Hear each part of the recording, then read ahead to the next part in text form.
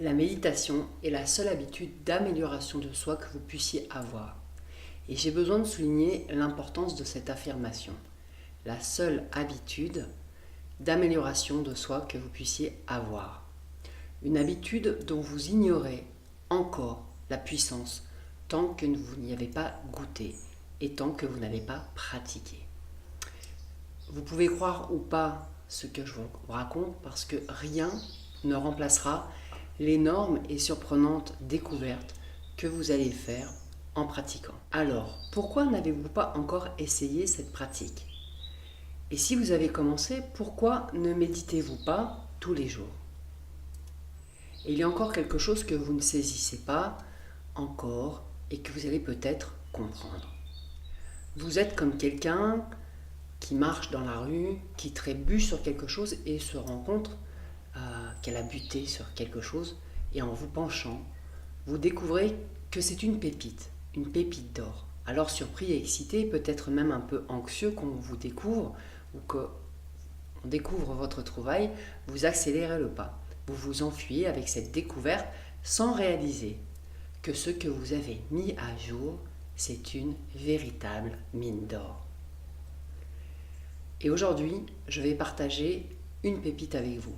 Une pépite qui n'est qu'une partie infime de cet immense iceberg que vous allez certainement appréhender, goûter, apprécier, expérimenter, parce que vous allez peut-être vous mettre à méditer et découvrir cette mine d'or. Alors, prenez ce que je dis ici très au sérieux ou pas, car je vais vous montrer la technique. Alors, prenez ce que je dis ici très au sérieux ou pas, car je vais vous montrer la technique, cette façon d'être à la vie en méditant. Il y a différentes manières de méditer et vous trouverez différents épisodes à ce sujet sur ma chaîne YouTube, à mon nom, Estelle Storm, ou sur la page Facebook Méditer, Aimer, Agir, ou ailleurs sur le net. Il y a tellement de contenu à ce sujet que si vous passez à côté, cela ne relève que de votre intention. Alors ce que je vais vous partager, c'est avant tout pour vous permettre de pratiquer régulièrement. Parce que le plus dur, ce n'est pas d'avoir compris ce que c'est que la méditation, c'est de mettre en pratique. Et ce n'est qu'à ce niveau que vous intégrez littéralement le sens de la méditation. Comprendre ce qu'est la méditation est une chose, et goûter ces différents niveaux de méditation en est une autre. Ici, je suis encore à donner quelque chose de simple pour les personnes qui n'ont jamais vraiment médité ou qui ont essayé et qui ont échoué. Et qui sont vraiment maintenant désireuses de découvrir à quel point méditer va créer une énorme différence dans leur vie. Et pour cela, je vais tenter de résumer la pratique de la méditation pour que vous sentiez que cette simple pépite va devenir votre mine d'or. Et avec ce qui suit, je vous propose de faire maintenant ce que je vous invite à faire avec moi et que vous ne me suiviez simplement, pas seulement intellectuellement, parce qu'il y a une distinction clé à faire, que nous devons faire pour méditer efficacement, et c'est la distinction entre la pensée et la prise de conscience. D'un côté, vous avez la pensée, qui est ce que vous faites d'habitude, qui est ce que vous connaissez très bien. Et d'autre part, vous avez la conscience. Cette notion de conscience peut être un peu déroutante ou mystérieuse, et vous pouvez me demander à juste titre, mais Estelle, qu'est-ce que c'est que la conscience? Et nous allons faire cette distinction, c'est quelque chose que vous faites réellement en méditant. Vous ne faites pas cette distinction juste en pensant. Donc il y a deux façons d'essayer de faire cette distinction. La première est de dire « Ah oui, moi je comprends très bien ce qu'est la conscience. » Et là, vous comprenez avec votre intellect. Vous y réfléchissez. Et vous pouvez effectivement saisir cette distinction entre réfléchir et prendre conscience. Donc c'est déjà une façon de comprendre, un premier petit pas, pour commencer à faire cette différence. Mais je vous invite à aller plus loin, maintenant, avec moi. Je vous propose que vous preniez conscience, car il existe bel et bien une profonde distinction entre penser et prendre conscience. Et il ne s'agit pas seulement d'y penser, vous l'avez compris, mais d'en prendre conscience de façon active. Et alors que vous commencez à comprendre ou à saisir cette distinction et à quel point elle est capitale, essayons tout de suite, pendant que vous êtes assis là, que vous m'entendez, ne changez pas votre posture, ne faites rien, restez juste assis.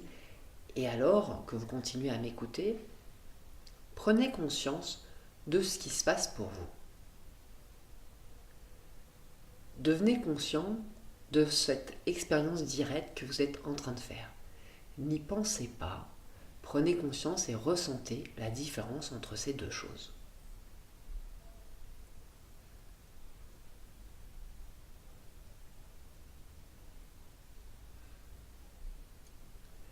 C'est une chose, par exemple, d'être conscient d'une sensation de pression sous vos fesses, parce que vous êtes assis sur une chaise ou autre chose. Et c'est différent d'y penser.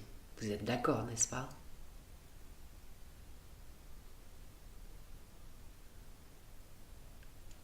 Ce sont deux choses différentes. Et je ne veux pas que vous y pensiez, je veux que vous fassiez l'expérience. Prenez conscience de cette différence.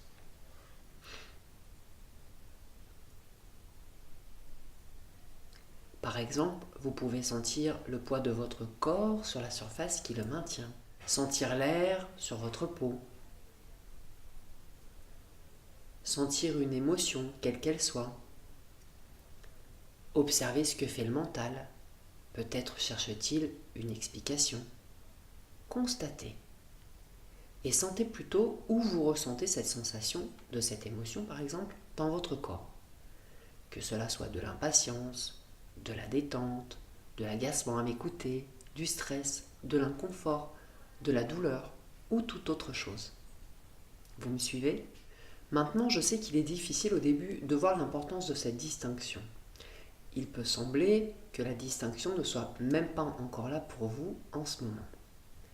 Et ce qui est important de prendre en considération, c'est ce qu'il se passe après avoir vécu beaucoup de méditation, de constater ce qu'il se passe après avoir pratiqué beaucoup d'observations et pris conscience de la différence entre pensée et conscience.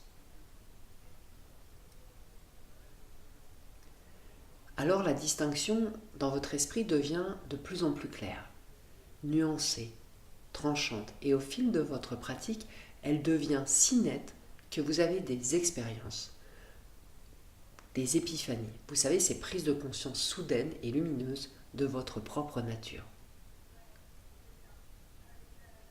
Vous vivez des réalisations, des libérations émotionnelles et toutes sortes de choses incroyables qui arrivent avec cette habitude de méditer.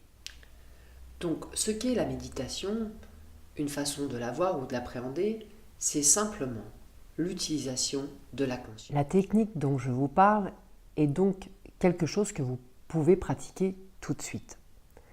Je veux vous montrer une technique la plus simple, je pense, et c'est ce qu'on appelle la technique sans manipulation. Alors que vous êtes assis, là, tout de suite, pendant que vous êtes présent, n'essayez pas de vous mettre dans une position de méditation ou de posture. N'importe quelle posture que vous avez là maintenant est la posture existante. De cette position assise, remarquez et soyez conscient de cette posture, juste assis là, tel que vous êtes. Observez, regardez. Tous ces mots comme conscient, être observateur, observer, remarquer, constater sont tous des synonymes de cette présence. Soyez juste conscient de ce qui se passe dans cet instant précis. Pas une minute avant, ni une minute après, mais instant après instant.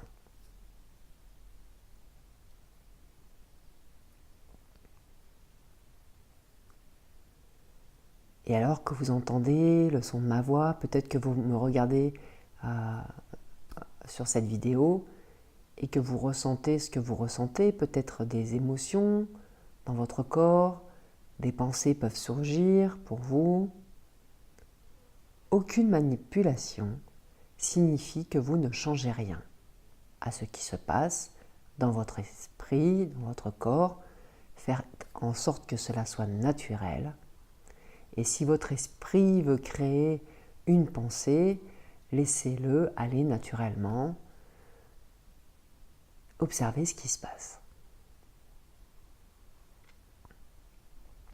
Si votre esprit veut créer une pensée pervertie, du doute, du jugement ou de jolies pensées, laissez-le faire.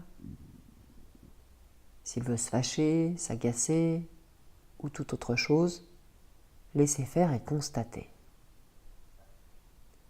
S'il veut expérimenter une émotion, comme la tristesse ou l'excitation ou de la frustration, vous pouvez juste ressentir dans votre corps et goûter la texture de ce qui se passe, sentir où ça se situe pour vous, la place que cela prend dans votre corps. Si le ressenti est petit, large, dur, doux, chaud, diffus, précis, à la surface, profond. Et je sais que parfois cela peut faire peur de ressentir et d'écouter ce que nous ressentons parce qu'au début cette sensation semble prendre plus d'ampleur. Et rassurez-vous, rien de tel. C'est juste que vous êtes en train de faire l'expérience complètement. Donc, laissez faire. Quoi qu'il arrive, n'essayez pas d'expérimenter autre chose. Parce que ce que vous êtes en train d'expérimenter est déjà présent. Il n'y a pas un seul moment où vous n'expérimentez pas, à moins d'être profondément endormi. Mais si vous êtes éveillé, alors vous comprenez qu'il n'y a jamais un moment où vous n'avez pas une expérience. Donc, c'est votre méditation qui se concentre sur ce qui est maintenant. Cette expérience maintenant.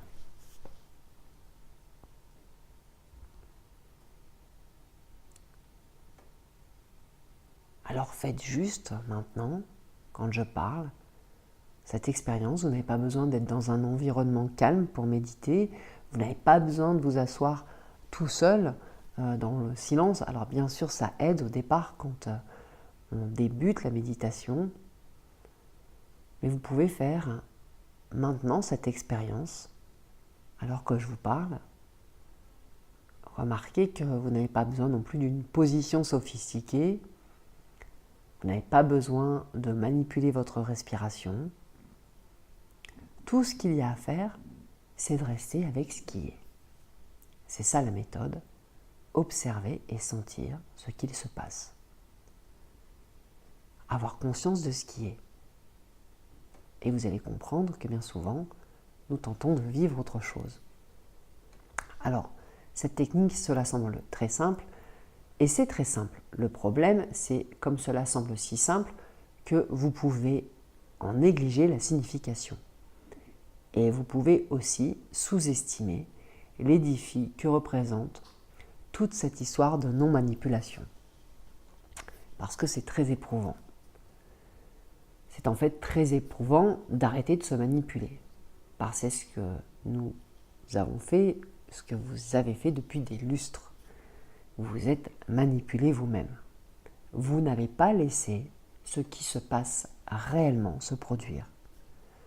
Vous avez combattu, lutté, résisté, trouvé des échappatoires pour ne pas ressentir. Et il y a une chose incroyable qui va se passer quand vous commencez à pratiquer tous les jours. Et vous allez vite le remarquer. Vous allez faire « Waouh, je suis en train de me manipuler ».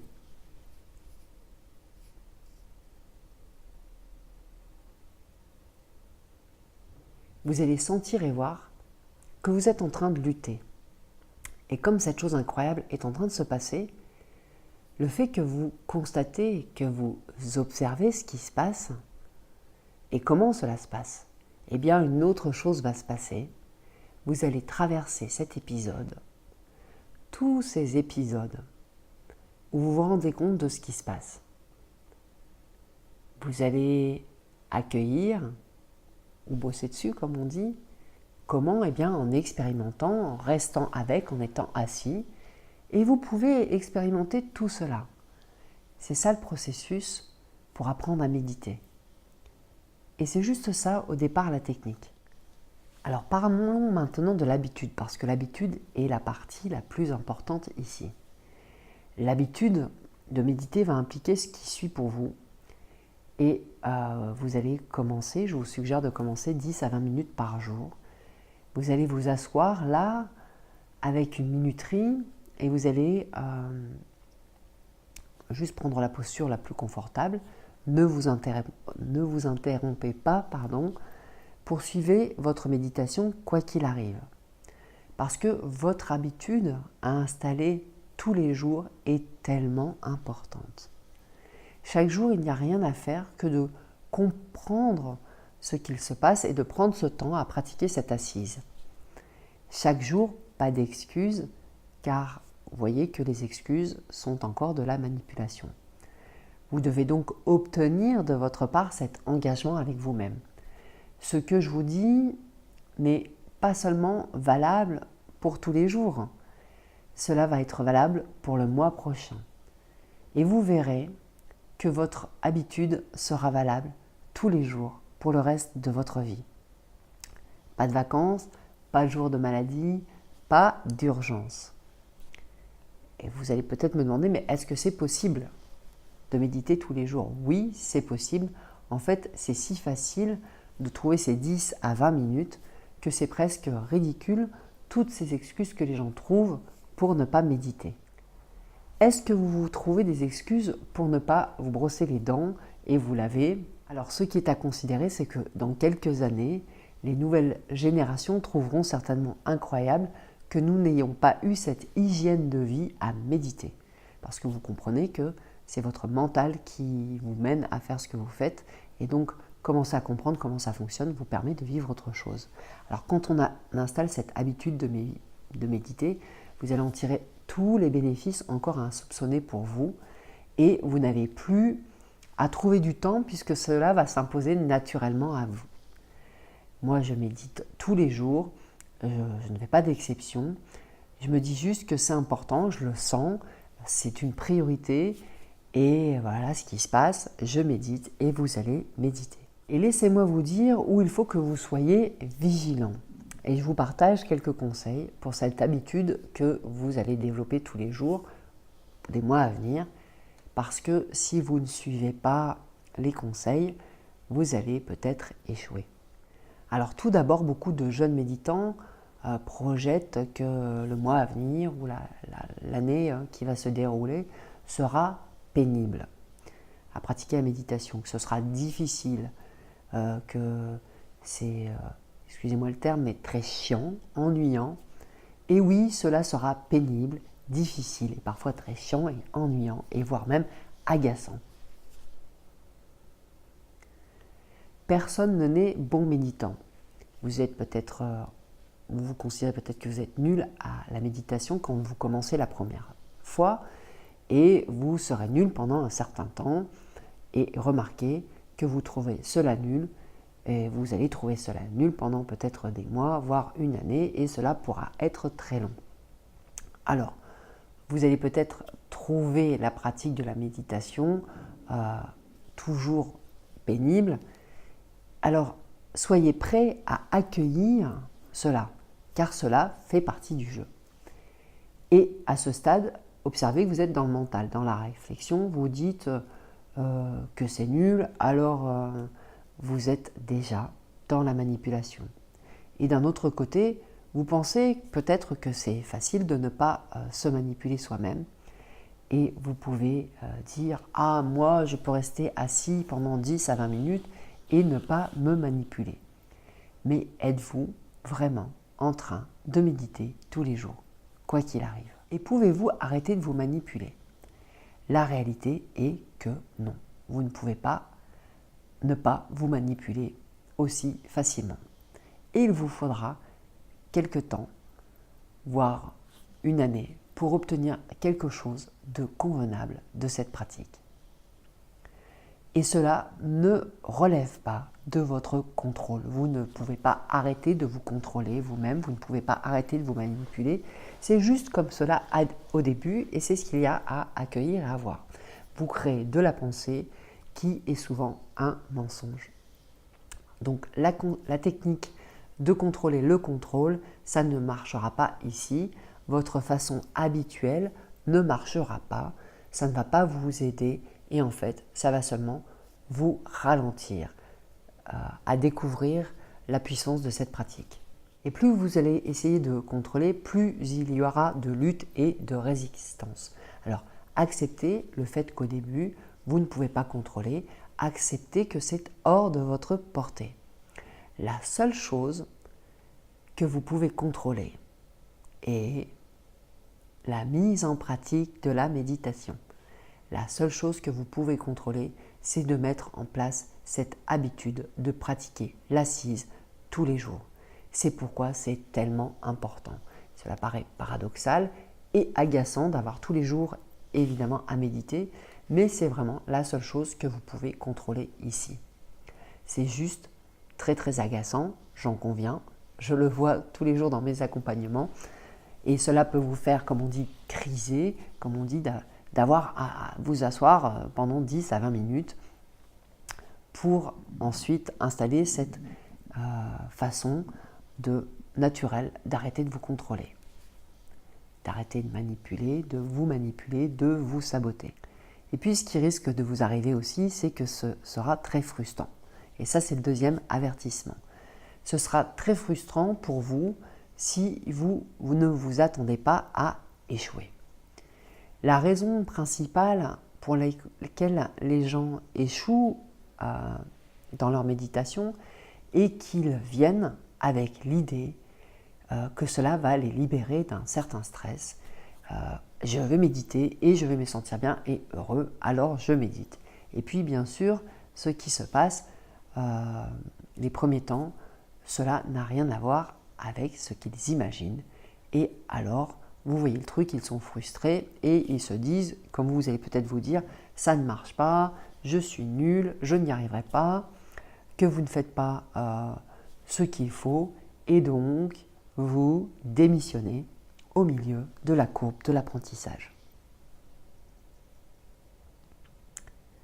Encore une belle manipulation, n'est-ce pas? La courbe de l'apprentissage de la méditation est une pente assez forte. L'avantage de cela, c'est qu'une fois que vous vous êtes mis en route, que vous méditez régulièrement, cela devient étonnant, surprenant. Autant faut-il commencer à méditer. Et ce que vous allez découvrir, c'est incroyable quand on fait cette expérience de la méditation. Et c'est difficile à décrire avec des mots. Une chose que vous devez vous répéter chaque jour, c'est que vous ne pouvez pas contrôler vos pensées et qu'un jour, peut-être vous imaginez que vous serez bon à contrôler vos pensées. Non, vous ne pourrez jamais contrôler vos pensées. Vous n'aurez jamais cette aptitude. Ce n'est pas une aptitude que vous possédez et ça ne sera jamais en votre possession. La seule chose que vous allez pouvoir faire, c'est de prendre conscience comment ça fonctionne pour vous et installer des pensées qui sont non afflictives pour pouvoir vous dégager de ce mental. Et puis autre chose, c'est qu'en pratiquant la méditation, vous allez voir que vous allez avoir des très très mauvais jours et puis certains jours seront grandioses, incroyables, magiques. Quand à l'occasion, vous avez ces jours vraiment mauvais, rappelez-vous que c'est en fait au cours de cette même journée que vous grandissez le plus avec votre méditation. Vous ne grandissez pas plus quand vous êtes juste assis, heureux, paisible, même si ça vous aide sur le moment à continuer à développer des connexions synaptiques autres. Et si je peux prendre une métaphore, c'est un peu comme aller à la gym et des fois, vous n'arrivez pas à faire l'exercice, vous poussez un peu, vous faites un peu plus d'exercice et en ressortant, vous sentez que cela a été le meilleur entraînement pour vous. Alors c'est pareil pour la méditation, elle peut être soit à la hausse, soit à la baisse. Ne vous attendez pas à une progression douce, montante, de mieux en mieux chaque jour. Non, ça va être des hauts, des bas et vice-versa. Mais vous comprenez que vous montez des paliers. Et pendant ce temps où vous allez trouver que c'est difficile, je veux que vous vous rappeliez ce que je vous disais, que les meilleurs jours sont vos pires jours. Et le conseil aussi, c'est aussi longtemps que vous pratiquez la méditation, même si vous pensez que vous n'êtes pas en train de pratiquer, cela compte, mes amis. Je dirais même que cela compte double. Certaines personnes s'assoient pendant 20 minutes et après leur session, ils disent « ça a été nul, j'ai été mauvais » parce qu'ils ont pensé à un tas de trucs. Leurs vacances, le sexe, les factures à régler ou je ne sais quoi encore. Alors ils pensent qu'ils n'ont pas médité, que cela ne compte pas et qu'ils n'ont pas été complètement présents à ce qui est pendant ces 20 minutes. Alors la réponse, est-ce que vous avez été présent à la méditation quand vous étiez complètement parti et pensé ailleurs? Oui, vous vous êtes assis et cela compte vraiment parce que ce qui compte dans la méditation, c'est le fait que vous êtes assis et que vous ayez eu cette intention de vous asseoir et de faire en sorte d'être là à écouter ce qui se passe, quoi qu'il se passe, et d'être conscient. Maintenant que ce n'est pas dans votre contrôle si vous êtes conscient ou pas. Alors soyez assurés que c'est du temps de méditation approprié. Et le conseil ici, c'est de vous rappeler que quand vous commencez la méditation, que chaque assise compte. Utilisez cette règle pour vous assurer, pour vous rassurer quand vous pensez être en échec. Et le seul moyen pour réussir votre engagement, vous l'avez compris, c'est de vous asseoir et alors là, vous avez déjà réussi. C'est simple, ne compliquez pas les choses, n'ajoutez pas de manipulation. Car c'est facile de rendre la méditation très compliquée.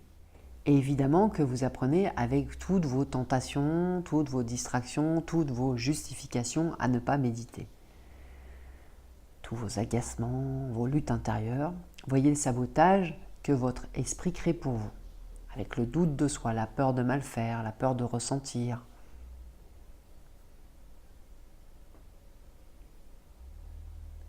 Une des manières de se manipuler le mieux, c'est de créer toutes sortes de questions dans votre esprit.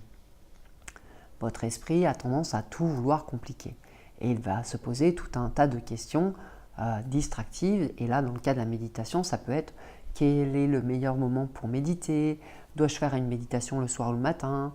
Est-ce que je suis vraiment en train de méditer? Au fait, ça sert à quoi déjà la méditation? Peut-être ça sert à rien. Est-ce que c'est mieux de méditer par moi-même? Est-ce que je devrais rejoindre un groupe? Ou est-ce que je dois méditer assis, allongé, en position de lotus, et puis regarder plein de vidéos à ce sujet? Est-ce que je dois méditer avec de la musique, avec une technique A ou B? Peu importe. Observez toute cette distraction et la perte d'énergie que cela engendre. L'important est que vous pratiquiez, que vous soyez assis, que vous voyez comment votre esprit fonctionne et comment il vous sabote. Maintenant, vous commencez à comprendre pourquoi vous avez beaucoup peut-être de problèmes émotionnels dans votre vie. C'est parce que vous ne vous rendez pas compte que l'esprit fait ce qu'il fait, il vous embarque. Restez très simple. C'est là que réside votre pouvoir d'agir. Vous êtes concentré. Il s'agit juste d'être assis, mes amis. Prenez cet engagement avec vous-même, c'est puissant. Arrêtez de vous manipuler parce que vous savez que c'est l'habitude la plus importante que vous puissiez mettre en œuvre. Et répétez cette habitude comme de vous brosser les dents. La différence, c'est que les résultats grandissent de façon exponentielle à mesure de votre pratique. Et ça, c'est juste incroyable. Alors mes amis, voilà. Vous pouvez revoir les vidéos méditation 1, 2 et 3. Ce sont des méditations à pratiquer, des guidances pour commencer votre pratique de l'assise. Vous pouvez les faire plusieurs fois. C'est plus facile au début quand on est guidé. Et puis, je vous invite à partager auprès de ceux que vous aimez ce contenu parce que plus nous serons nombreux à arrêter de nous manipuler, on arrêtera aussi de manipuler les autres, plus nous serons nombreux à avoir la vie que nous voulons, plus nous allons nous relier les uns aux autres de manière bienveillante et j'ai la certitude qu'ensemble, nous faisons déjà de grandes choses. Voilà, c'est Estelle pour méditer, aimer et agir. Je vous invite à vous abonner à la chaîne YouTube à mon nom, Estelle Storm, et à aller consulter, partager ce que je poste sur Facebook, méditer, aimer et agir. D'ici la prochaine vidéo, je vous souhaite tout le meilleur, de belles méditations. Vous pouvez laisser vos commentaires et je vous dis à bientôt. Bye bye.